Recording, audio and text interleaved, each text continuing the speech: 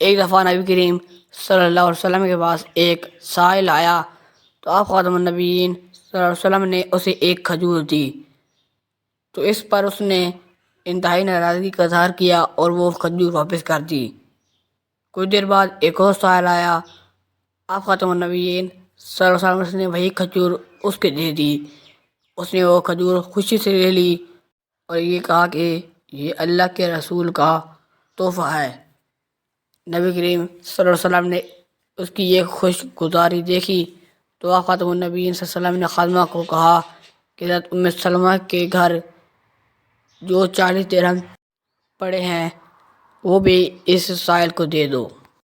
کافی مدت کے بعد حضرت ابراہیم علیہ السلام تیسری مرتبہ حضرت اسماعیل علیہ السلام کے پاس آئے تو حضرت اسماعیل علیہ السلام کنویں کے نزدیک اپنے تیر درست کر رہے تھے۔ حضرت ابراہیم علیہ السلام اور اسماعیل علیہ السلام سے کہنے لگے کہ مجھے آپ کے رب نے بھیجا ہے کہ یہاں پر اللہ کا گھر بیت اللہ میں تعمیر کروں۔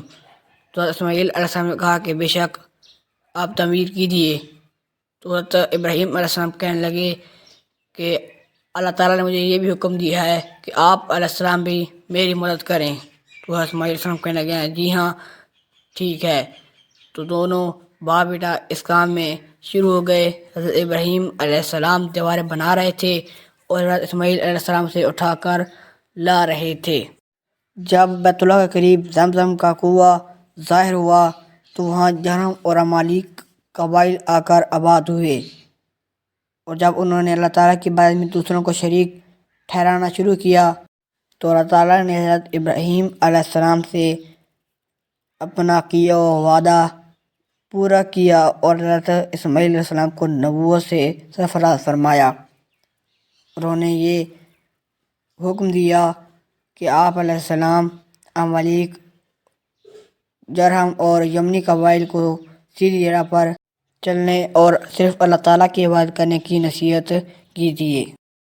حضرت اسماعیل علیہ السلام خود بھی بڑے عبادت گزار تھے اور اپنے خاندان اور قبیلے والوں کو بھی اللہ تعالیٰ کی عبادت کا حکم دیا کرتے تھے، اور سب سے اہم عبادت نماز ہے، اس لیے آپ علیہ السلام خود بھی نماز کے پابند تھے اور دوسروں کو بھی نماز کے بارے میں کہا کرتے تھے۔ حضرت اسماعیل علیہ السلام کو اللہ تعالیٰ نے کئی بیٹے اور کئی بیٹیوں سے نوازا تھا۔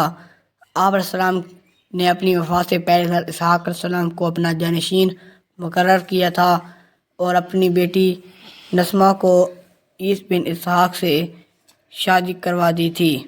آپ علیہ السلام کی وفات کے وقت عمر 137 سال تھی۔